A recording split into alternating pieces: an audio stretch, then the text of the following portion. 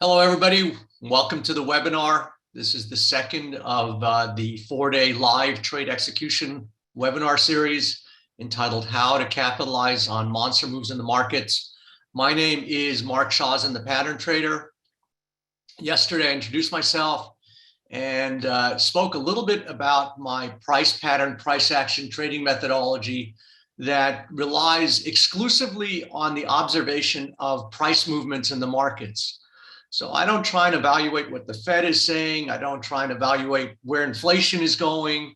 If I'm looking at a stock, I'm not looking at the balance sheet. I'm not looking at price earnings ratios. I'm not listening to what management says. I'm not looking at strategic, mergers and acquisitions. I'm only looking at price patterns and price action.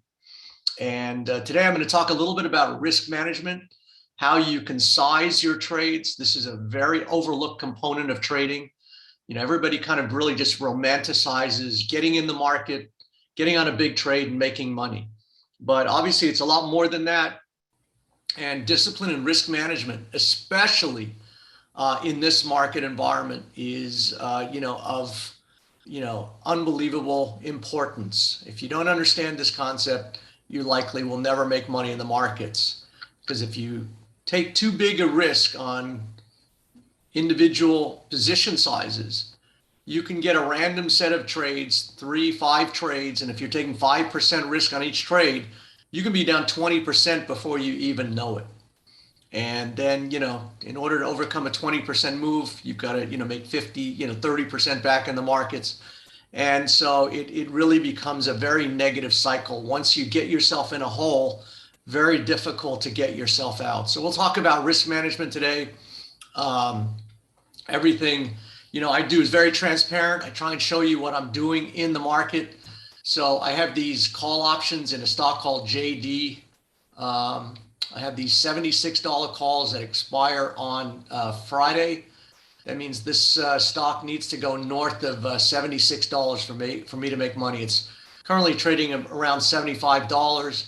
You can see I'm also long 3,000 shares of JD stock. In this account, then I'm long Alibaba, Alibaba and JD. And then I shorted this company called Electronic Arts. So I shorted it right before the close because today EA, Electronic Arts, was going to announce earnings. Wow, it's really bouncing now. I'm looking at the earnings right now. I was fortunate to get out of some of my trades. I'm trying to get this. It's not letting me do that.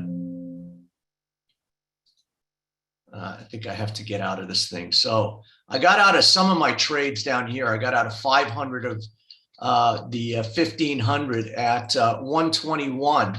So I made about $8 right after the company announced earnings. Now, earnings are hugely explosive. This thing was down at 121 5 minutes ago, and now it's trading at 131. So, I don't really kind of share what I'm doing on the earnings front. We talked about this in the early session today in the boiler room, but earnings can be very, very explosive. Google is up $200 in earnings after the market closed today. Starbucks is down $6. PayPal's down $20 in the aftermarket. So, earnings are very explosive. And, what I do is I just look at the patterns and try and determine where the earnings are likely going to push the stock. I don't care what the earnings are. I don't care what the announcement is. The stock basically tells me what it's likely to do. So again, I make all of my decisions exclusively based on price action. These are my FX trades, principally long the pound New Zealand. Came back about 100 pips today. It was about 204.5 yesterday. Came back. I'm short some euro yen, and I'm also short some gold from slightly higher prices. And so making some money in the FX markets, just sitting in the pound New Zealand. I started getting this pair, I told you, late November, added to that trade and, sitting in these profits. So yesterday I kind of went through some of my trades. This was a trade back in May of last year. I think it was my most successful trade of last year. I made over 7 figures just observing the price action in Beyond Meat, This is an example of an email that goes out every night to those in our elite program. If you're interested in the elite program after the webinar series, I'm sure you'll hear from our team if you're interested in signing up for that. So you can see this email went out Tuesday, May 25th. I told our members to put a buy stop. A buy stop is a resting order above the market at 120.5 with a very small stop loss at 116. So I was risking $4 and I made about $30 in 3 days. But I was long the stock and options and made a boatload. So I talked about a bear trap and all the things that were going on this chart. And, you know, this is what happened. I started buying the options around $1.50, the 125 call options and the 126. You can see they were trading at $2.76. They were up 249% that day. These call options eventually went to $23. So you can see this was the stock I owned. I bought 5,000 shares at 120 and it was trading at 139.5 at that particular snapshot. I was making $83,000 in the stock. And then you can see here is the 125 call option. It went from $1.50 to that day to $15.50, you know, about a tenfold increase. And I was up $400,000 in the options alone in that account. And then in this account, I was up cumulatively over 600,000. So I made 7 figures on the observation of a simple price action. And I knew nothing about what the company was going to do, nothing about why it was going to go up. I just looked at a price pattern, bought some stock, bought some call options, and this is what happened. So this is what I do over and over again. I look at price patterns, the double top in mRNA, that's Moderna. I sold short there at 342. I covered it at 228, $288 and made over $300,000 in that trade. And you can see everything is transparent. Here's my broker where I bought. I sold short at 342. I covered at 292 and made 50 bucks, you know, on that trade. So this is what I do. You know, I sold short QuantumScape, ticker symbol QQS, based on a head and shoulders price pattern. This was back, when was this? Back in April of last year when the stock was at $40. Now the stock's under $20. And I was recommending our members start shorting QuantumScape from last February when it was about $60. So I had 4 trades last year. I advise our members to short QuantumScape, short Zoom. It was trading at $500. This month it went to $130. I told our members to short Peloton around 140 bucks. Peloton went to about 20 bucks, and these stocks have all just crashed. You can see this is the price of QuantumScape. This is where I entered the trade at $29.75. And, you know, it went down to under $24. And this is basically snapshots of different trades that I do and the outcomes. This was a gold trade. So I've been talking about gold in this ascending broadening triangle. Maybe we'll take a look at gold today. And you can see we were midway between this ascending triangle. So I kind of already knew what was going on here and advised our members to sell short at $1,867. And I said my target objective is $1,700. You know, at that time, the market was trading around $1,800, $1,900. And I had in this red arrow, this is where my potential profit target was. And that's exactly where the market came down. It went to 1687, just a hair lower than that 1700. So, you know, I don't just pick these numbers out of the air. I draw a structure around prices and then prices tell me where to go. I added to that trade, another trade at 1797, talked about this ascending broadening triangle.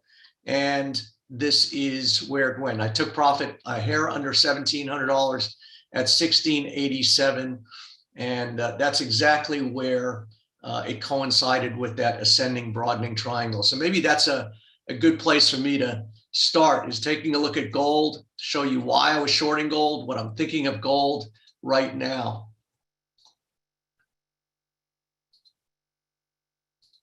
So this is, me just kind of peel out a little bit more. The price action of XAU-USD. XAU-USD is the ticker symbol for spot gold, but you can trade gold on the futures. You can trade GLD on the stock market. That's an ETF that tracks the price of gold. So you can trade gold in many different ways. I'm looking at the spot market right now, which is the cash market. And this is a real-time chart. And so you can see all for about a year, if you connect all of these highs and you connect all of these lows, you can see how beautifully they all intersect. So people, you know, some people don't believe in technical analysis. I've been trading for decades, and I never ceases to amaze me how these prices just intersect and coincide. And so this is where I was. So let me just get rid of all of this stuff.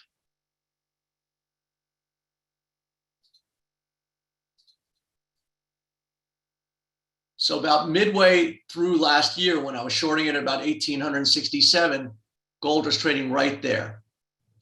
And when it was right there, I put a price target of $1,700 on this, which was right where the bottom end of this triangle was. But, you know, it's easy to call it now, but this is when I said my target was right there. And so what I do is I just draw a boundary or structure around prices. Sometimes, you know, when prices are just doing this, you know, it's a coin flip, you know, but if you put certain structures that you can understand this price action, it brings some clarity to it. So, you know, now the question is, you know, where's gold headed from now? And, you know, again, I defer to the chart. So this is an ascending broadening triangle. It's called an ascending broadening because throughout the pattern, prices are going up, and it starts life in the pattern very narrow, and then it widens or broadens out at the top. So that's how it gets its name, an ascending broadening price pattern. Now, you're not going to find this too many places. It's a pretty, idiosyncratic price pattern, but it is a price pattern. And typically it's a bearish price pattern, meaning that it's a reversal. So it's a reversal of whatever this movement was. Now, a reversal would imply something like that. And so, but, you know, I have learned that you really can't have a fixed mindset as to say, okay, this is definitely going this way, because the market will have its way and hook you in, and then all of a sudden it's up there. So what I do is I put my boundary or my structure around prices, and then I simply observe how does the market, where does this go? So clearly this is an inflection point.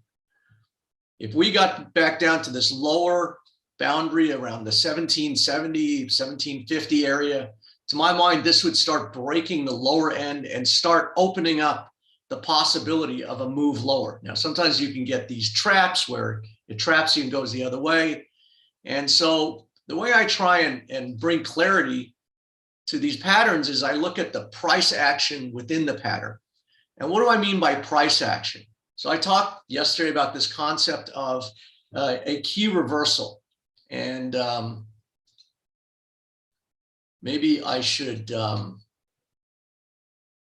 put this back in the, I'm just going to put this strategy package back in this. For those of you who weren't on the webinar yesterday, I'm just going to stick this back here so you can kind of understand what I'm referring to. This refers to these scientifically tested principles that I talk about, the patterns and the price action.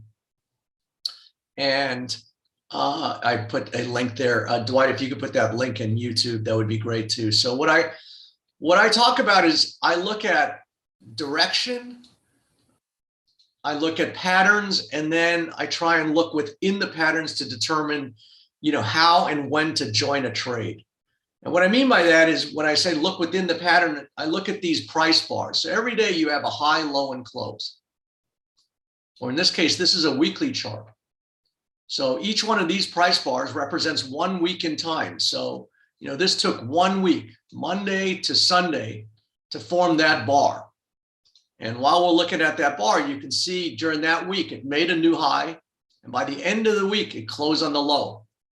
And sometimes you can see they just point in the direction they want to go. And you could have made a nice move right out of that key reversal. Now you can see last week, same thing, made a new high, closed on the low. And so I, recommended to our members, just put a sell stop underneath that low and let the market do all the work. Meaning that, if the market comes through here and cuts, then you're automatically put in there. And that would be my expectation. On the other hand, if the market just doesn't do that and goes the other way, your resting order is never triggered and you have your cake and eat it too. So you put in the market if it's going to go in that direction, and you're not put in the market if it doesn't go there. So what I've been looking at is all of these key reversals. Made a new high, close on the low, made a new high, close on the low. So all of these guys, they create a weight on top of prices, and they all point in the direction that prices ultimately want to go. And so sometimes just the cumulative price action, tells me, where this is, poised to go. But this is, you can see that underneath this, there's also some reversals the other way. So you can see you have a little double bottom here. You made a new low, close on the high, made a new low, close on the high, made a new. So you kind of have a tug of war. We have the reversals on top, you have the reversals on the bottom, and it's a tug of war as to where this thing wants to go. And so when we're a little bit unsure, and this is a market environment where there's all kinds of things going on. And if I'm a little bit unsure, I just basically want to let the market tell me. So, with gold, I'm just going to let the market tell me. You can see that we're tightly coiled. Let me draw another pattern that's going on with gold right now. And we're, the good news is that, we've been kind of bunched up and kind of going nowhere. But the tighter and tighter this thing gets, eventually when it breaks out, it will break out with some energy. And you can see this has been an ascending triangle, and we're close to what I call the business end of this triangle. You can see that, the more and more we flit around in this little white space here, one way or another, we're going to get a breakout that, once it goes, we'll be able to hop on board a good trade. What I don't like to do is trade markets like this that just go all over the place, everywhere and nowhere. I'm looking for directional trades. I don't care if it's for 3 days or 3 weeks. I'm looking for something that's going to move down or move up. And right now, this thing has just been coiled. But the tighter it coils, the more it coils, when it comes out of here, it's going to come out with a vengeance. And I am surmising that we're going to go lower. But what I think doesn't really matter. And again, what I do is simply just let the market do all the work. I'll put a resting order underneath these bars. And, if, eventually it comes and hits me, eventually, I should be put into a good trade. So this is what I do. I don't care if it's gold or crude oil or corn or IBM. I draw a structure or boundary around prices and then let the market, put me in. Sun says, how do you know if the breakout is a fake out? Well, the market will tell you. If you break out here and then start collapsing back, underneath here, then, these guys are going to be trapped in here. So the market tells you one way or another, what's going on. And so I just like to surrender to the will of the market, not really have any defined thoughts on where something's going. Although, this looks like a very bearish pattern. I'm looking at this double top within this pattern. And, I think that prices should break lower. But here's the thing, when I set up a certain expectation and then the market doesn't go according to expectation, then I know it's going to go the other way huge. And so, again, the thing as a trader, the one aspect or character or whatever we want to come in every day is to be objective. But what happens is we end up imposing our opinion on the market. We hear something on the news, we hear something that Jerome Powell said, we there's a little, noise in our head about the way gold should go in an inflationary cycle or quantitative easing. And so we come in with some predisposed thinking. And what I try and do is just cut my mind out of here and look objectively about what prices is telling me. And, the thing is that the market will ultimately tell you where it wants to go. This is where, people get caught up and you lose all of your money and really nothing's happened. Gold is at the same place here as it was there a year ago and nothing's happened. It just banged both sides. And so that's pretty aggravating. So the thing is, a big portion of trading is patience, waiting for these patterns and these moves to resolve itself. So then it becomes effortless once it does. So once this thing kind of gives its indication of where it wants to go, then we can hop aboard and then we can just effortlessly hop, on a trade. And that's really, kind of the biggest, mission in trading is to try and get in there when it's effortless. And, in this trading, it's effortful, it's, if you have a position now, you're never comfortable with what you're holding. You don't know tomorrow if you wake up, it's going to be higher. You wake up, it's going to be lower. I like to have some kind of idea of where something is heading and when it's going to go there. So Ralph said, this is a symmetrical triangle, a long-term bullish trend. I would expect it to break to the upside. Well, fair enough. So then let it do it and let it tell you. Sometimes you have to give up this thing to let it confirm. But here's the thing, Ralph. Again, sometimes the price action is a bit of a giveaway. And so this is a longer term time frame. This is a monthly chart. And when I look at the monthly chart,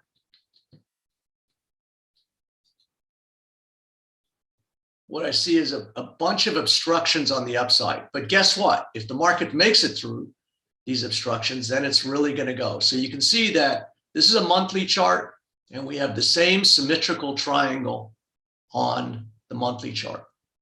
And as you can see, the nice thing about this is that we're getting closer and closer to a resolution. So this thing has just been coiling, building this energy, storing this energy to uncoil in one direction or another. And so, the good news now for everybody on this webinar is that, you've kind of missed out on all of the headache. And now when you get in, it's going to go one way or another and hopefully be an effortless trade. So yes, these symmetrical triangles are neutral. Prices can go this way or that way. So, we still have to let the market tell us. But when I look within this triangle at the individual price bars, what I see is made a new high, close on the low, made a new high, close on the low, made a new high, close on the low, made a new high, close on the low, there, and there. And so what you have is a series of reversals. So every time you make a new high for the month, by the end of the month, you've closed at the low in each one of these bars. So by looking inside the pattern, looking at the price action, they start giving you indications of where this is going to go. Now, again, if this starts going counter, and showing, an ability to kind of get through all of this thing and break that monthly high and then break that monthly high, guess what? That will disavow me of that notion. So I have, an inclination that I think this is going to break lower, but the more this thing doesn't go lower, and then if it starts breaking out, then I'll get aboard that. So this is a tricky pattern. And, I can't declare one way or another, but I still think that we're going to go lower out of here. But, if I'm wrong, I'm going to hop aboard this and, and go for that ride. But this is, again, a great, example of how the markets get in these patterns. So right here was a double top pattern. The peaks don't have to be symmetrical. But when you look back, I think we can all agree this looks like the letter M. And when you see the letter M, when you see this top, it means that for that period of time, the market is topped. And that was when the market was 1,600 and eventually drove prices down to 1,000. So, you know, just by observing that pattern, you can hop aboard these moves. So now, you know, we're back in this area where you have this top here. And again, where she goes, nobody knows, but the price will start telling us. And again, these are monthly bars. So each one of these bars takes 1 month from the beginning of the month to the end of the month to complete. And so we're getting tighter and tighter. So, you know, we have a little double top here. And so my expectation is prices should come out of here lower. But if they start, you know, going the other way, all kinds of red flags go off. That's how I made a lot of money in Beyond Meat last May, where I show you that 7-figure trade. Beyond Meat did something that was completely counter to the way I thought that it was going to go. And by just going counter, it, you know, it alerted me to another opportunity.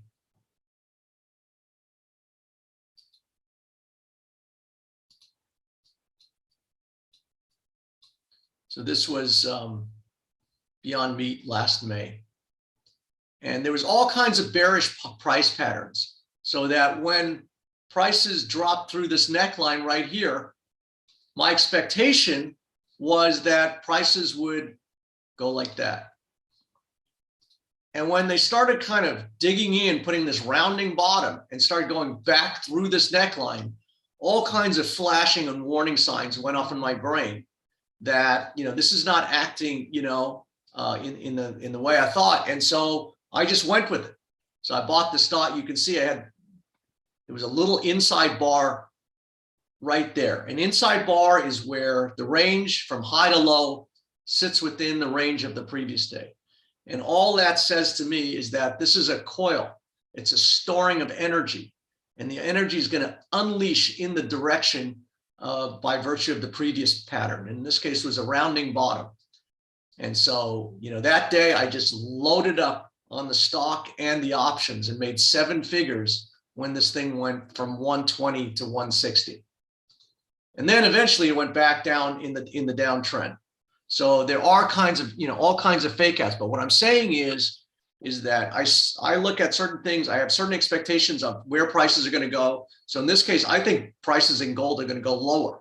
But if they don't go lower and they keep going higher, then that will start, you know, setting alarm bells off. And, you know, I will do the opposite of what, you know, I thought, you know, it was going to do. What I think is, and what everybody thinks is doesn't matter.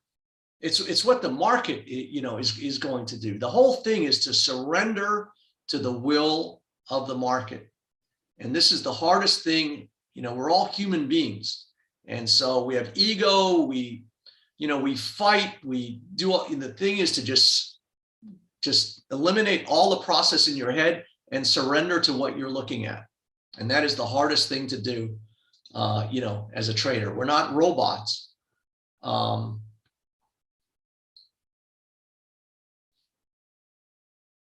So that was gold. The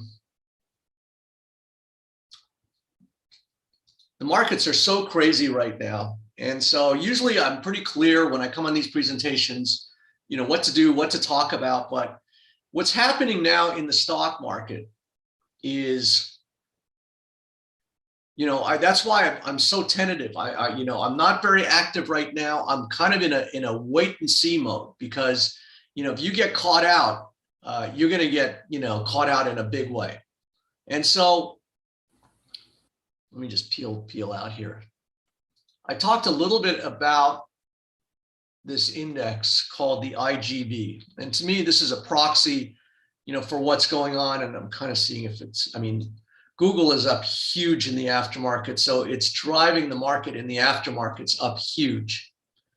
And this is also something wrong because, you know, the markets are only going up, you know, on the backs of very few stocks. Google, Microsoft, Apple, you know, are driving these stocks much higher.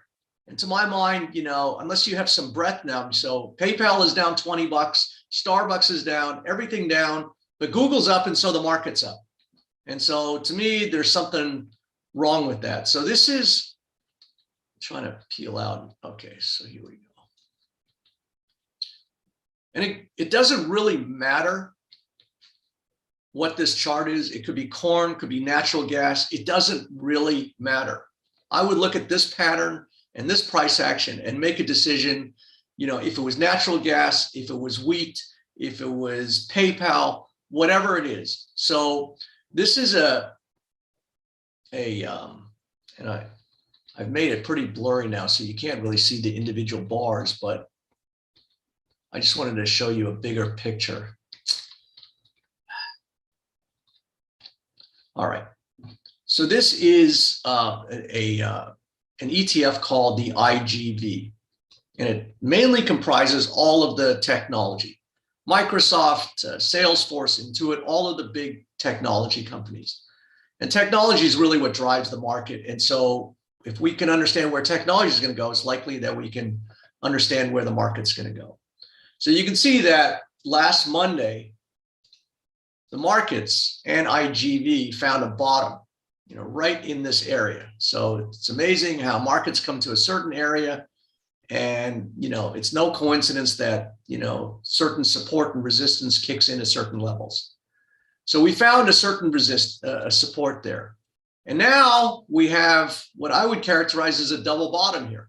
We have two lows, and then when you made those lows, you know, I look at the price, made a new low, close at the high, made a new low, close at the high. So no surprise that we've got follow through action. But the question is, do you jump on board here and, you know, have the expectation that this is going to sustain and be a sustainable rally? And my thinking is it is not. So at some point, I'm very hesitant to get long in here because, you know, I could just have a huge headwind in my face if this thing just turns, you know, very quickly. And what I'm really looking at is this very bearish looking price pattern in the form of this head and shoulders. Now, sometimes we see these price patterns and the market may already have done its work. It shows you that, you know, prices are going to fall out of here. Prices did fall, and now, you know, maybe they go all the way back up again, and then it would bust or negate this pattern. So the markets throw us all kinds of looks all the time, and you've got to determine, you know, how to play this. So to my mind, you could have a retrenchment all the way back to this breakout area. Sometimes you get above there, and then, you know, my expectation would be that you would roll over again. I don't think that these lows will stick. There's a lot of analysts that are saying, you know, we had this flush out, and a flush out is when the market makes a huge new low, bounces off the low, and then the low is put in. And this has the characteristics of looking like one, but this is where you have to be objective and disciplined. And so I think that there may be still some room. This thing could still go higher, but eventually I think this is gonna be the governing and dictating pattern. So I'm basically looking for, you know, all the trash to run, you know, the DocuSigns and the Beyond Meats and all of those companies to have a good run here. And then I'll hop on board and short them again once they get up here. It's you know, a little bit tricky saying, well, you know, getting long here, and then it could come back in your face. So I do these, what I call counter trend rallies, where market comes so, you know, and this is a, you know, great example. This is a company, DocuSign, and this is a good example of how treacherous the markets are. I was doing a presentation with our members and showing them that basically took 18 months for this stock to do this, and it took 1 day for it to do that. And so this is the trap of the markets. People think buy and hold, I just do the right thing. Well, if you're in Apple, that's fine. If you're in everything else, it's a bit tricky. And so this literally took back in 1 day. This was an earnings call, and this thing dropped $100 after earnings. So this is why playing earnings, you know, can be very tricky. But to my mind, I was telling our members to short this stock because the pattern kind of told me there was all kinds of, there was double top head and shoulders there, the double top, so that when this thing broke, I said that, you know, earnings are just a catalyst to send a stock or anything, you know, to where it's going to go. And so you can see we've had these huge bear moves now. Now the market's got this mini double bottom, and it may have what I call a counter trend rally. And sometimes, you can hop aboard these things and, and make a lot of money.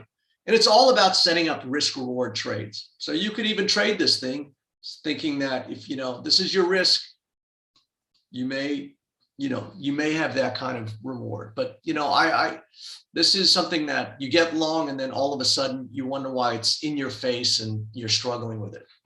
So I try and get aboard where I think things are going to go in the movement they are, and try and find places where I can set up risk reward trades. So one example of that, and you can see I showed you earlier that I've got a whole bunch of shares and call options on JD.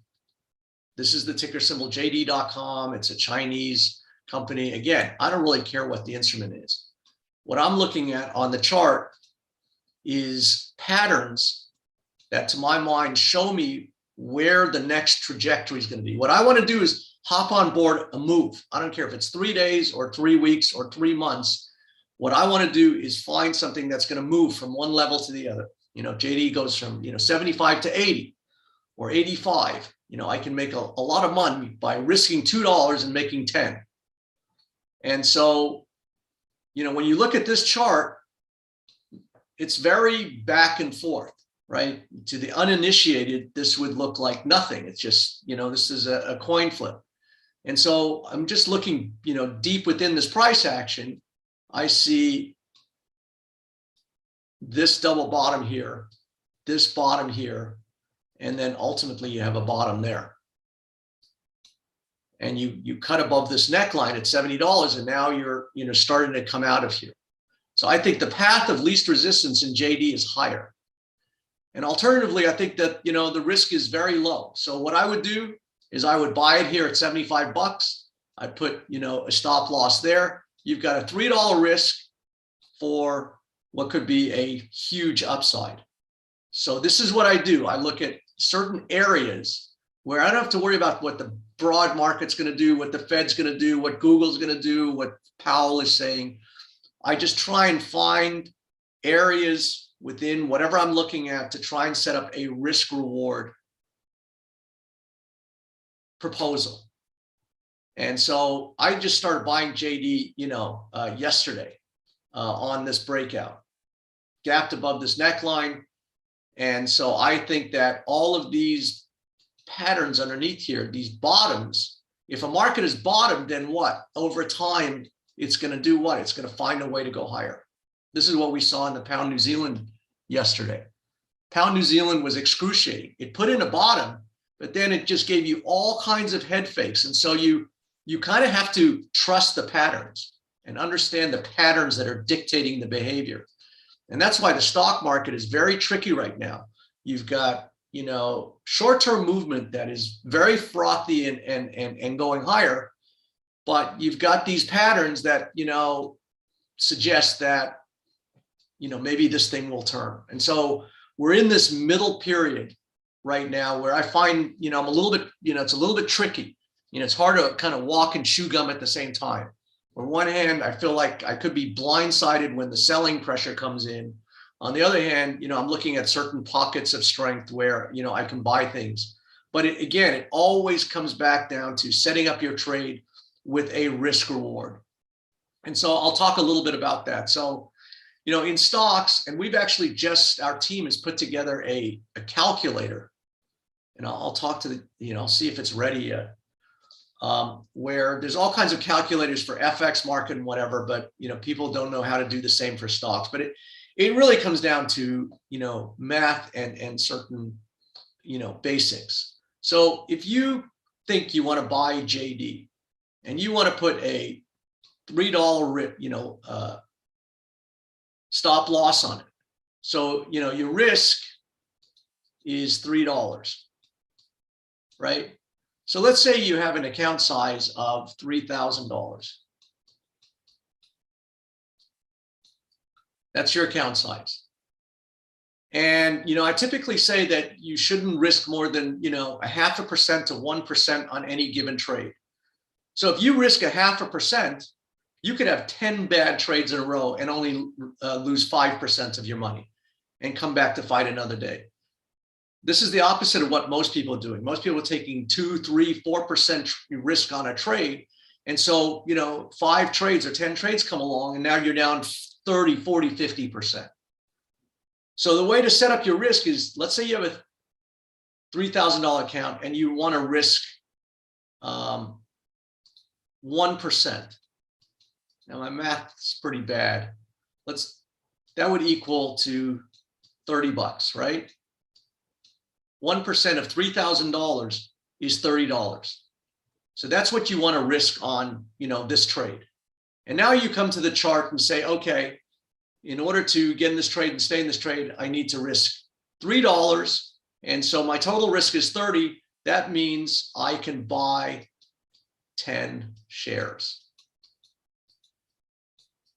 of JD.com.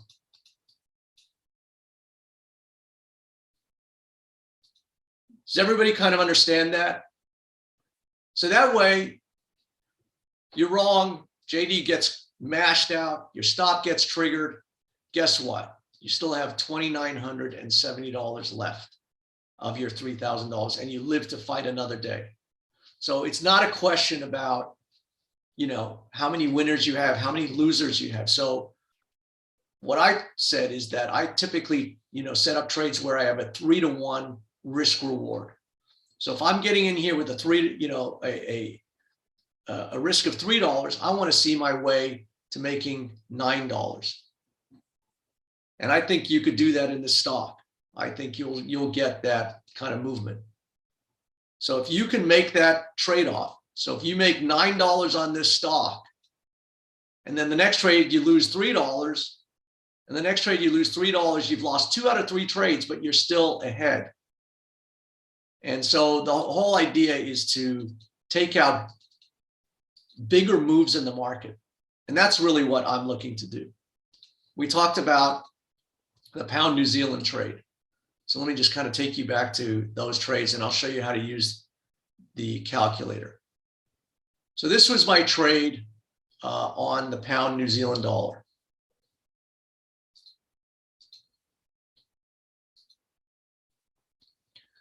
Where I said to buy at 192.77 and put your stop loss at 191.37. So what's that? 140 pip risk. And right now this thing is trading at 203.5, up over 1,100 pips after that buy signal. So the way we do that in the FX, there are FX calculators. I'm just going to bring across one. And I'll put it in the chat box so you don't have to. So Dwight, if you could do that also on YouTube. So this is a position size calculator. It's exactly what it says. It helps you determine the right size position for a given level of risk. And so the way you use this, and they've changed this, and it's used to be much better, and they really kind of made it very complicated. But I just want to show you in principle how to determine your risk or think about risk. So you can use this, wherever you are in the world. These are the major currencies. For the sake of this, I'm going to assume a dollar denominated account, and we'll go back to, our $3,000 account size. But obviously, all of these things, you can put your own variables in here. And what I, would recommend, certainly in the FX market, unless you know what you're doing, is to risk 0.5% risk per trade. So that's expressed 0.5. So most people think their risk is, they think of risk in terms of pips. Well, if I just risk 10 pips or 15 pips, I'll be a good boy. That's a small amount of risk. But then they'll put on a bigger position size. So it's not a question about the pips. It's what is your position size. And then if you're only risking 10 pips in markets that are going up and down 150, in the case of pound New Zealand, goes up 300 pips a day, you're not going to be able, good luck staying in a market with a 10 or 15 pip risk. So what will happen is you'll die a death of 1,000 paper cuts. You'll just get continuously stopped out with a small stop. So what I recommend is putting a wider stop. And in this case, that trade recommend putting 140 pip risk. So most people say, well, I could never risk 140 point. Yep. If you have your, current position size, no, but this will help you determine this. And now this is where it gets tricky and they change it. And I don't know why they made it so complicated. So this unit represents one normal size lot, 100,000 units. Now with a $3,000 account, you want to trade with mini lots, which is 0.1. And then you hit the calculate button, and this tells you that you can risk, this is your position size, 0.11 mini lots. And this is what you would risk in money. So if you got stopped out on 140 pips, that sounds tragic. It's like I put a wide stop, I still got stopped out. It sounds like it would mean a lot of money to me. All you would do is lose $15 or 5.5% of your money, and you would live to fight another day. Now, if you want to play around with this and, risk 1.5% because you like the trade, then you hit the calculate button. And then obviously you could do a bigger size lot and you'd be risking 1.5%, which is still within the realm of, decent things. You don't want to keep risking 1.5%. Most of your trades should be 0.5%. And then if you really like something, like I like pound New Zealand, then what I do is I step up with a bigger percentage and then I add to my trade. I constantly look to add to that trade. So you can build a position over time. You don't have to start with risking 10% right away of your account. So does everybody understand that? So someone says, how do you calculate risk if you take more trades? Well, that's, that's a whole other story, but and it's a good question. But if you're adding trades, in an anti-martingale effect, meaning that when you add new trades, that means you're making money on the existing trade. So what I do is I'll start with a basic position and then, risk less on the new position. But, that's a whole other ball of wax. And it's a good question, but, I can't cover everything here. But the basic principle is, you look to build a position, and I look at each new position as its own position with its own risk. So this is the pound New Zealand. I showed you why I got in it yesterday. On the weekly and the daily, it had all of these. So this is the inverted or the upside down. So it looks like a left shoulder. This is the head. That's the right shoulder. So it's an upside down head and shoulders. And so when it starts breaking through this neckline, which is a line drawn through the pattern, that's when it's confirmation. So this was the green light. Now I was already getting in early around the 192.77, right around that key reversal area. And so what I would do to Sun's question is that, I would initiate a position here. So I got in here at 192.77, right here. I think it was right on, I don't know where it was. Just assume on that key reversal. So that would be my risk. And then let's say it just, gets underway. Now you want to buy it, above all of these, inside day bars.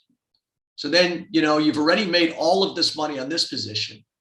So that, if you're adding here, now you could add with 0.5% to 1%, put your risk there. And even if you got taken out of both these trades, you'd still make money.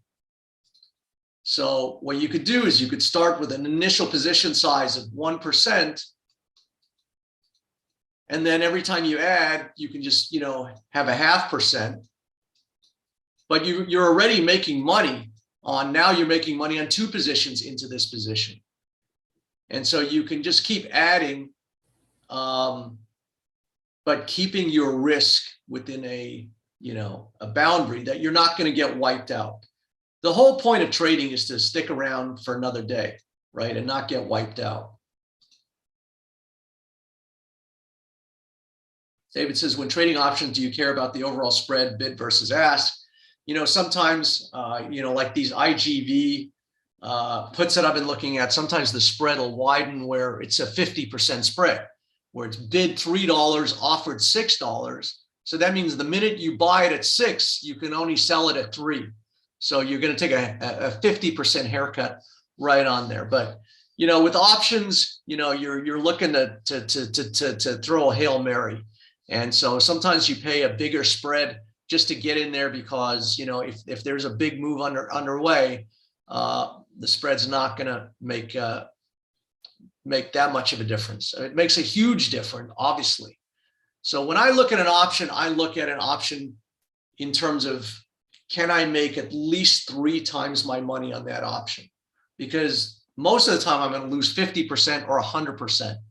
So you need to have these huge winners, like on that Beyond Meat, where I bought the calls at 1.5 and I blew them out at $23. And that pays for a lot of mistakes after that. So there are big spreads in options. Options are very risky. And for most of the people on here, I do not recommend it. You can lose all of your money very, very quickly.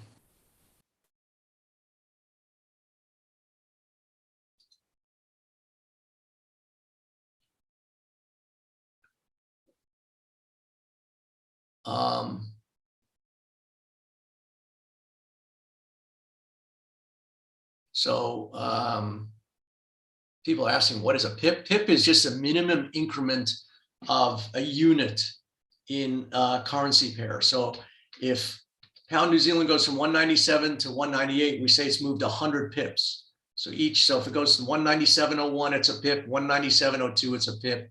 It's just a minimum increment of unit in the currency market. And then every currency pair has its own value. And so you can actually use this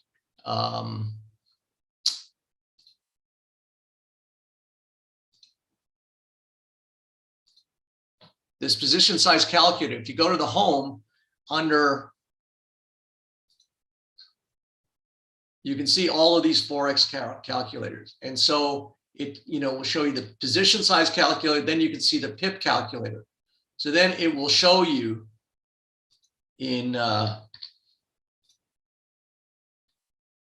value of each. So the Australian Canadian, what the value of a PIP would be for a standard lot, a mini lot, a micro lot, etc. So in this case, the PIP value is $7.88 for a normal size unit. And so you can just go down here and understand the euro and the Australian are always $10 for a big lot, $1 for a mini lot. So again, here's the PIP calculator. I'll put this in here also. So the PIP is just a unit of value, and then you can see each PIP for the Australian Canadians worth $7.88. For the Australian versus Australians worth $10 if you're doing a normal lot size.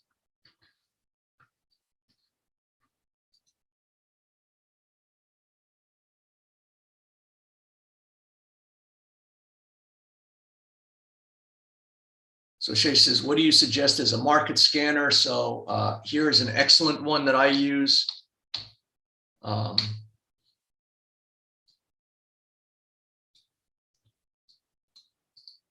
You can just literally spend hours, as I do, scanning stocks according to certain criteria. And so you can come up here to the FinViz screener. You just go to the screener, hit this button, and then, determine you want to look at the stock on the NASDAQ, how big a stock, you want to look at a large size company, you want to find the industry, so you want something in airlines, what have you. And that was probably a very limited so you come down here and you find semiconductors. So, and the nice thing is now you can just scroll along, and often I'll just scroll here and I'll look for a chart that just stands out, where I see a double top or I see something. And then once I see something that's interesting, I can then just open it up and hone in on that. So this is the semiconductor space. Qualcomm is going to announce earnings, I think this week. And you can see that there's a double bottom on Qual. I can see that right now. So again, it doesn't matter what the instrument is. I just start using a certain method, of analysis where I start with a larger time frame and say, what is the trend or direction of this chart? And, obviously the trend is higher. So you want to get in sync with the trend. Now that, there's some resistance and, it's a little complicated, but I think, into earnings, Qualcomm is likely to go higher. We have a double bottom here. And so this is just going back in the direction of the mega trend. So the mega trend's up, it caught a bottom here, and the path of least resistance is higher. So, I would take a shot of just buying Qualcomm into earnings. Now, this is a little bit complicated because there's all bunch of, resistance here. And sometimes, it's a little bit dicey. I mean, today I sold short the stock of EA, and initially I was right, and now it's kind of coming back. So you can see EA had, it has this kind of, it's really a mess. I don't really like trade. I wouldn't ordinarily trade this. I just trade it into earnings. It just seems like you had these lower highs and you had a bit of a head and shoulder here. And initially this thing opened down here after earnings. So I shorted it up here and I pocketed $9 on half my position. And now what's going on? Now it's back to even. So it went down here and now it's back up there. And that's the craziness of earnings. So it just effectively went and double bottom down there. So this is probably not a great example of, a good trade because, again, it's a mess. This thing could go anywhere. I just look for things that are pretty clear that are going higher or lower. And Bree says, is trading Forex safer than trading options? Yes, I would say so. Forex, you can control your risk. Options, you really can't. Options, you can wake up tomorrow and they're down 50% because your stock is down $1. So I bought the call options on JD right here. I bought the $76 call options today that expire on Friday.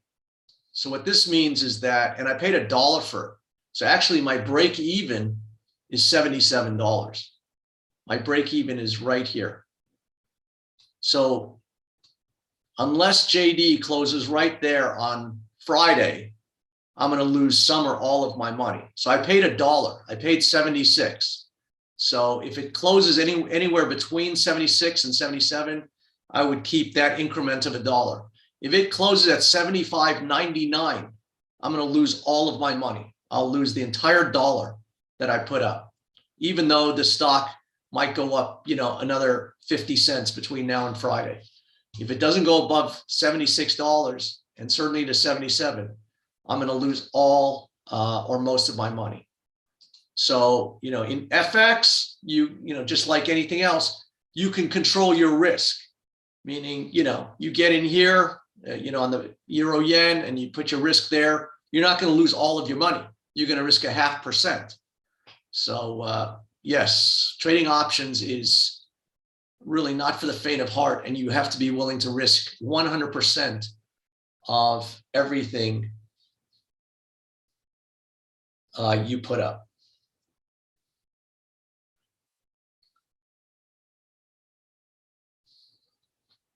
So I'm just looking through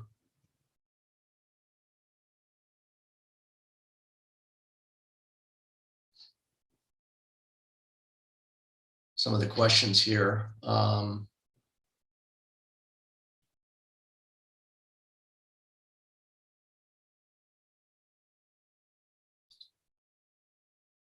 do you know when to exit an option? When you've made money. So an option is really a very leveraged bet on the underlying instrument. What I mean is when I bought a call option on JD, I don't really look at the delta, the gamma, the theta. Options are their own animal. And I don't pretend to be any, option maven. I'm just looking at the underlying instrument and saying, based on what I see, there's a chance that this could have a good move and a quick move. And that's what you need for options, because the options I bought expire on Friday. So, if this thing kind of just goes, back and forth till Friday, and then on Monday it's up here, doesn't matter. I've lost all of my money. So options are all about timing. So you have to say, well, this thing is, gonna go, and it's got to go now. And so, I've got to see that there's a path or a trajectory. And I think that this thing has been mucking around in the mud here for quite a long time. It's got these bottoming patterns, and it could come out of here. It's been kind of just vacillating, and, it's a bet. It's just a bet. It's like anything else. I'm betting on the direction and the timing of whatever the underlying instrument I'm buying a put or a call on. You have to be right, and you have to be right now. So, you basically, if you got up to here in JD at $81 and there's all this resistance here, if you just went, slid backwards a little way, the options would lose so much value. So, what I try and do is, I scale out. So I try and scale out when the market's moving, because by the time, you wait a little bit more, one little move backwards and you've lost everything. So if the markets are going for me, I'll just like take off 30%, goes up more, take off another 20%, gets up here, I'll take a 10, and then, I'll take a flyer that this is going to continue. So, I scale in and scale out but it's all based on how much time I have left. So if I'm buying on Monday, it's one thing. If if it's on Thursday and this thing hasn't moved, and then on Friday it's moved a little bit, I want to get out as soon as I can, because, the time is starting working against me. So there's all kinds of considerations, and I don't really want to bring that in here. Really what this is about is, why am I looking at buying JD? What are the technical price action, that led me to buy the stock? So I'm also long the stock. And so I'm looking at the patterns and the price action. So to me, this is put on a number of bottoming patterns. And if a market is bottomed, then what's it going to do? By definition, it's going to go higher.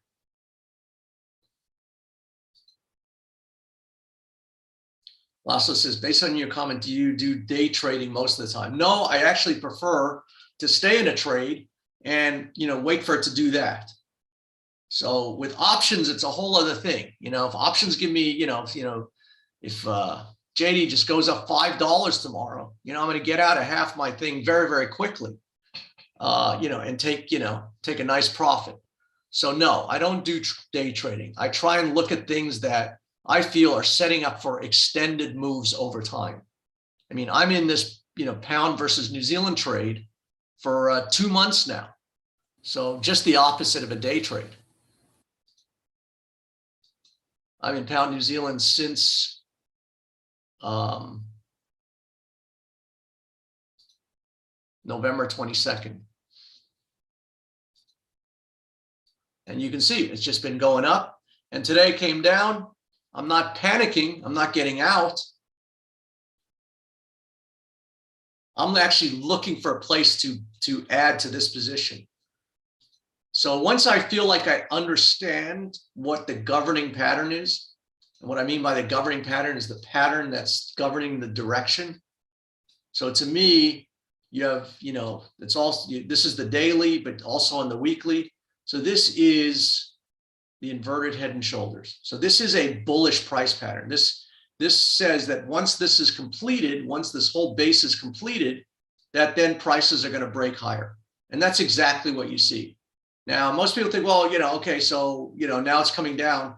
Prices just don't make a base and then, do that. They don't make a bottom and then make a top. So my whole premise is that this thing is going higher. And so I have a whole bunch of positions, but I will certainly look to add to my position. So, if this thing pulls back another 100 points, I'm not going to be scared. I'm not going to bail out. I'm actually going to look to add around the 202.5. And, I wouldn't just indiscriminately, I would wait for a bar. So I'd wait for, something to, wait for a key reversal or double bottom here, and then, I would look to then add to my position. I would know where my risk is, and I would, because this trend is far from over. It's just, just taking a siesta here. Yes, Accenture, I think JD is a buy. Do you move your stops as price moves? I do, but I don't just reflexively, just get in there, because, you can just have a, mini move. And in this case, this was from 201 down to 190. This was a 200 pip move.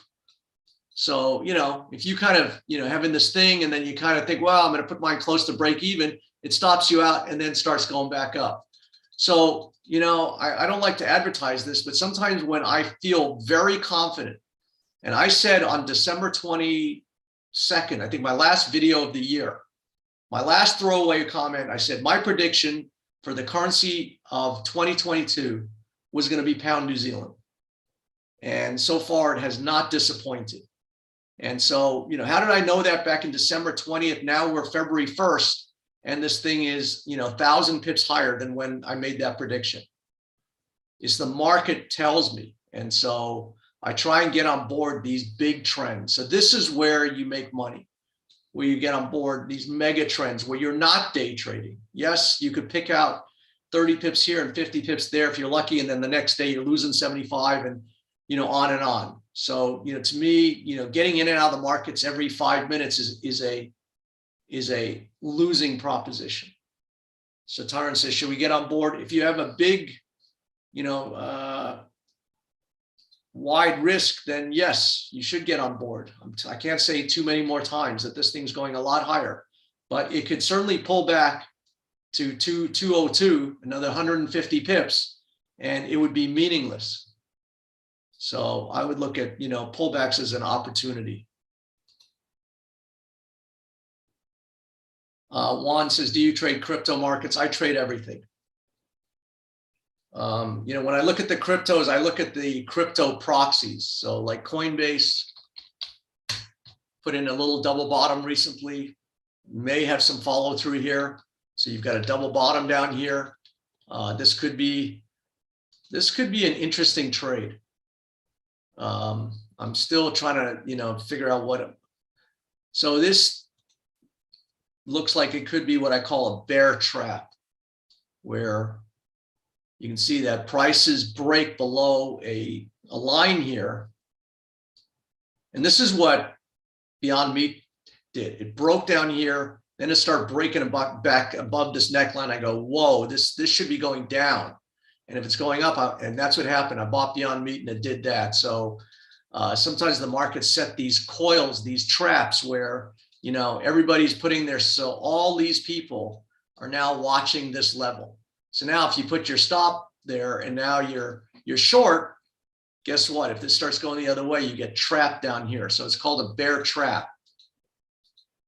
And so again, you have a mini double bottom, and then, you have this price action, made a new low, close on the high, made a new low, close on the high. So not surprising that we're seeing this thing uncoil to the upside. But, the trend is still down. So let's see, you could still come up to here and then fail. So that's, this market's in this middle zone now where you've got these things like, coin that have sold off from 360 bucks down to 160, got cut more than in half. And so they kind of need a rest. So the question is, do you try and poke around on the long side now, but then the mega trend gets, thrown in there. So it's a little bit dicey in here. That's why I'm a little bit, on the fence. And you can see that this is not a stock market. It's a market of stocks. So Google is up huge today in the aftermarket. Starbucks is down. PayPal is down. So it really depends what stock you're trading. It's all about risk reward, in the particular stock you're looking at. And that's what it really comes down to, risk and reward. So I'll stay on for another 5 minutes and then we'll come back tomorrow. Dave says, how do you decide how much room you give the market before you get in a trade? So I let the price action tell me, right? So if I get a key reversal or an inside day bar, that tells me. So let's see, I got into BABA yesterday based on this. So you can see that this is BABA and I'm long this stock. So again, sometimes I just set up these risk reward trades where this is an area that looks very much like a triple bottom. It is a triple bottom. Well, until it really kind of comes above this thing, it won't really be confirmed. So 140 would really confirm this as a bottom, you know, if it came through there. But, you know, I will get in these things very, very early. So you can see right here, we had a key reversal where right at these lows, that particular day, the market made a low and then closed at the high of the day. So basically I use these key reversals to get me in the trade. So I basically bought it there and put my risk there. So in my mind, I set myself, I'm going to say, okay, that's my risk and that's my potential reward. And if I can justify it, you know, I will take that trade. Now, certain trades are much more standout than others. This was a little bit more tricky, but I just use the bars. And what I mean by the bars is that, so you can see that Bob is in a downtrend, right? So sometimes you'll have what I call these counter trend rallies. And this is what I'm talking about now, is that the market is having what, you know, this kind of rally. And I'm not sure if the big trend comes in and snaps it back like this. And so I'm a little bit tentative on some of these things, but again, you have to look at each stock and each thing you're trading. You can't think of it, hey, I'm trading the, you know, the stock market or the IGV or the Qs or the NASDAQ. I'm trading BABA. I'm looking at the risk reward aspects of BABA. So when this was in a downtrend and I looked to get on board this trade, what I would simply do is look for the Qs. So here was this little double top right here. Made two pokes at the same thing, and both times made a new high, close on the low, made a new high, close on the low. So when I see something like this and I want to get in this trade, basically what I do is I just put my sell stop, a resting order right there. And you can see the market opened and then went and put you in that trade, and then you were in that trade. So I would put a sell stop there. I'd put my stop loss there. That's my risk. And you can see that's your potential outcome.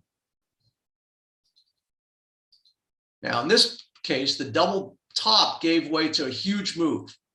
Now you have this double top here, and I'm thinking this top could get busted, meaning that the more this thing encroaches up here, that means this is not a top anymore. It means the implications, and I realize this gets very buried into nuance, and I can't explain everything I see and what I do. I'm just trying to share in principle that I just look at patterns to get on board, you know, a trajectory.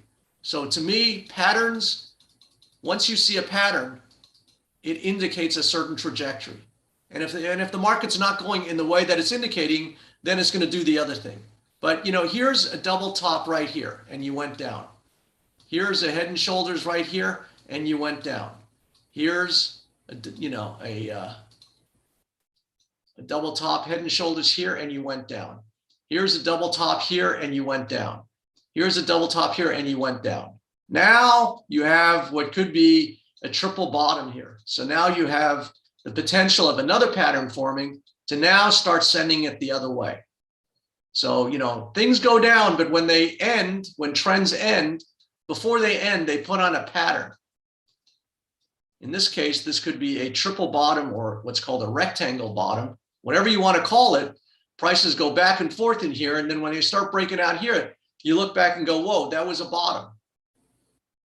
And, you know, I see these things very early. I mean, I've been trading a long time, and I start kind of getting a feeling for when the market is starting to set up in a certain way.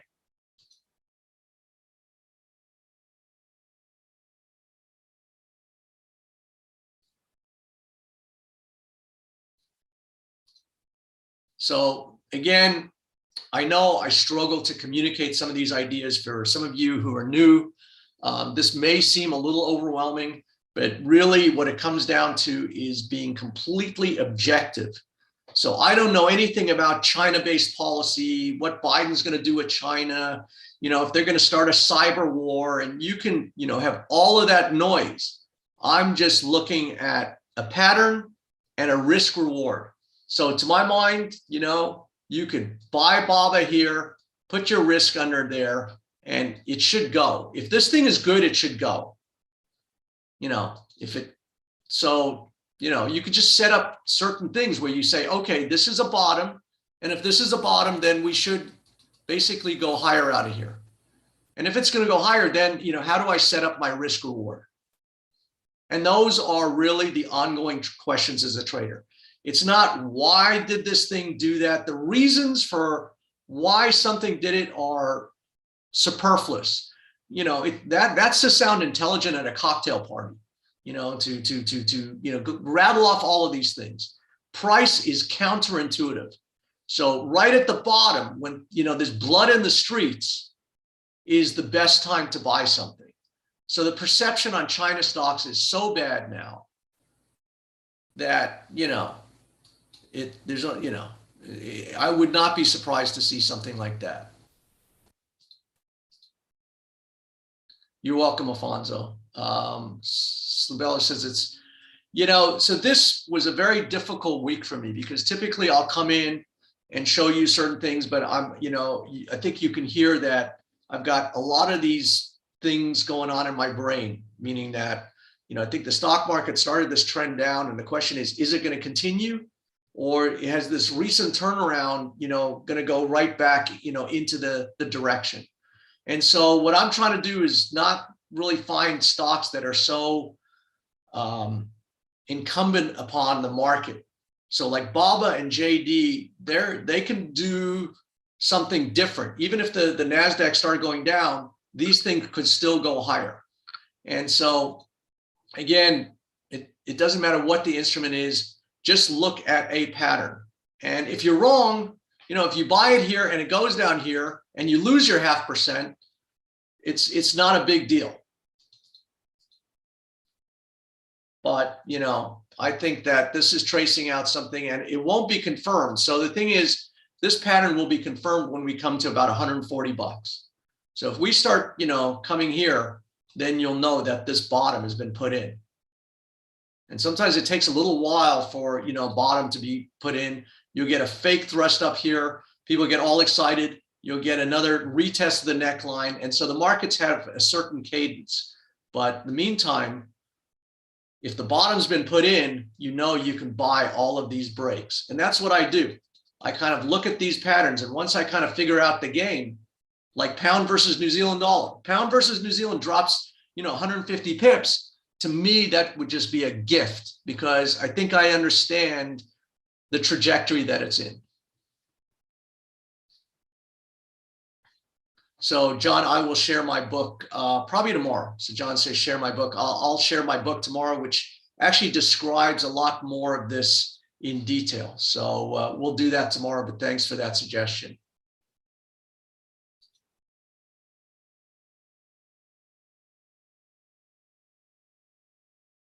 So Bree says, what is the risk if you buy to 127? I would just risk till today's low. You know, if something goes or just a hair under today, sometimes you get these kind of fake out moves, and today's low was 122.97. So call it 123. So you've got, you know, a $4 risk. Buy it here. It's a $4 risk. But you could have a $40 upside. And I'm not joking. I think, you know, you could, these Chinese stocks could be starting to bottom here. One of the ETFs that I'm looking at is this KWEB, which encompasses BABA and JD and all of these stocks. And it also looks like you could have a huge short covering rally, meaning that this looks like a bit of a bull trap also. So you can see you had this common low, and then the market went under there. But if, you know, we start coming back up here, anybody who chased this stock, you know, is now trapped down here, and short covering rallies can be hellacious. And so you kind of had a double bottom here. And I like the fact that you went and you made a new low here. So this is actually called an even atom double bottom, where you have multiple attempts at one low and you have a single attempt at the other.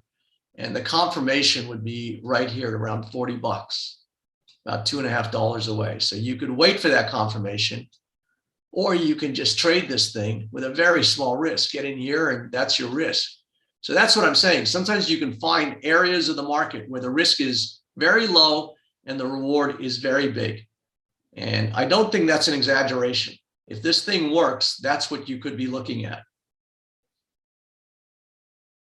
So you can see this thing's had a huge downtrend, and that downtrend would turn right around 42 bucks, about $5 higher than here. So if we start poking above this, you could then open up a huge short covering rally. So this is what I look for. I look to try and get in markets early. You know, the greatest advantage is when a market turns. People say, well, the market's gone straight down and then it went this. Well, it didn't do that. It put on a pattern before it did, but the greatest moves, the greatest amounts of money are made on the turn, when it goes from one direction to another. And the thing is that you don't have to take a lot of risk to kind of get on board those moves. You can start sussing them out and getting in very early. So this is what I consider, you know, my strategic advantage, is that I see these moves very early, you know, and I get in before they confirm. But even if you got in there, that would be fine. So I do think that these Chinese stocks are turning higher. And so I'm long BABA, I'm long JD, I'm long the call options in JD. So I'm making bets that these things are going to go higher. Richard said, is it important to use the US timeframe and daily charts? You know, with FX, I don't know if it matters. You know, a daily chart's a daily chart. It doesn't really matter the time frame. I don't know. Obviously, with these stocks, I'm looking at them on a US, you know, trade session basis. So Denise says, this is interesting. Al says, awesome view, market of individual stocks. Ash says, yeah, the risk is yesterday's low. So, you know, again, you have like an infinite, I mean, I would, you know, give it even more room. I mean, but I have a feeling that, you know, this thing is, if it's good, it should just go. You know, if something's good and it's about to turn, it should really, the market should confirm what you're looking at. You know, sometimes we're looking at things and then it just, like gold, just goes nowhere. And, you know, I don't want to be in those trades. I want to be in directional trades where you see a pattern and it goes. Where the market's in a downtrend, you see a double top and then it goes in the direction that was indicated by that pattern. Now we see a, you know, double bottom or an Adam and Eve bottom, and it should just start going. Now, you know, markets don't, they'll go, they'll do a fake out, they'll retest, and then on the retest, that's when you can really load up. So the markets have their own internal dynamics and what have you. So Bree says, why do you use bar charts instead of candles? Because it's very subtle, but to me, I can see this thing made a new low and it closed at the high. So just that subtlety. So it made an all-time new low, but by the end of the day, the buyers were in control. And that says a lot to me. So I wait till the end of the day. I either do my trades at the beginning of the day, you know, sometimes before the, you know, in the pre-market session, or at the end when I've seen how a market closes relative to the high and low. So what this says to me is that the buyers were in control despite the fact that it made a new low. And so then I can say, okay, you know, if I buy it here, I can put my stop loss. So what these bars tell me is that it tells me, you know, where the risk is. Those guys took the risk for me, told me where it was, and then they couldn't sell it anymore. But, you know, these bars stand out very clearly. Maybe not on this chart because it's the bars are so small, but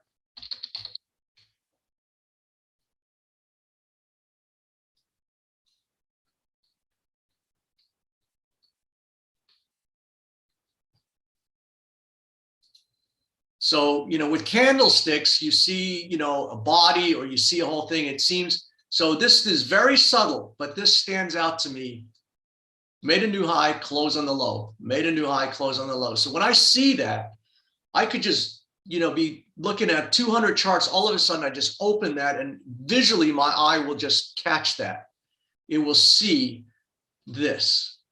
So with candlesticks, I find it harder to see, how something, and to me, again, it's very important how something closes relative to the high. So that particular day, it opened on the all-time high and closed on the low. And that tells me a lot, especially in the market that's going down. When a market makes a new high and closes on the low, it tells me a story.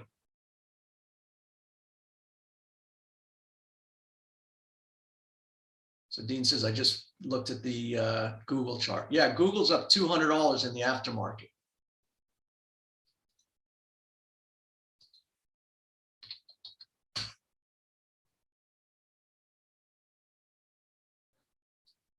So Google is trading, where's it trading? $3,000. It's trading here. It went all the way through here, just sliced there through butter. So this is what is, leading these markets higher.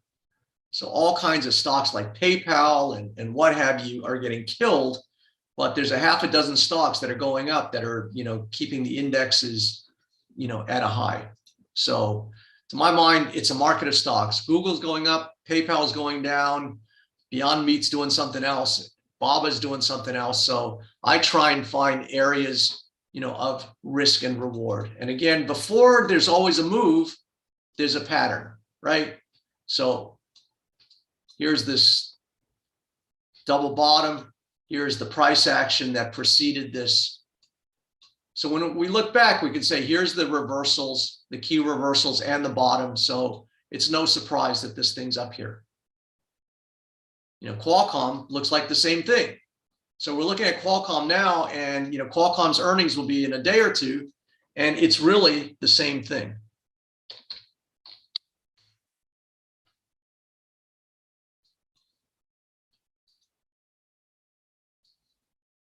So again, to that question, why I use bars and not candlesticks, this is a great example. I can see this very clearly. Made a low, close on the high, made a low, close on the high, put on this double bottom. So when earnings come out, I'm not going to be surprised if it's up there. Pattern precedes trajectory.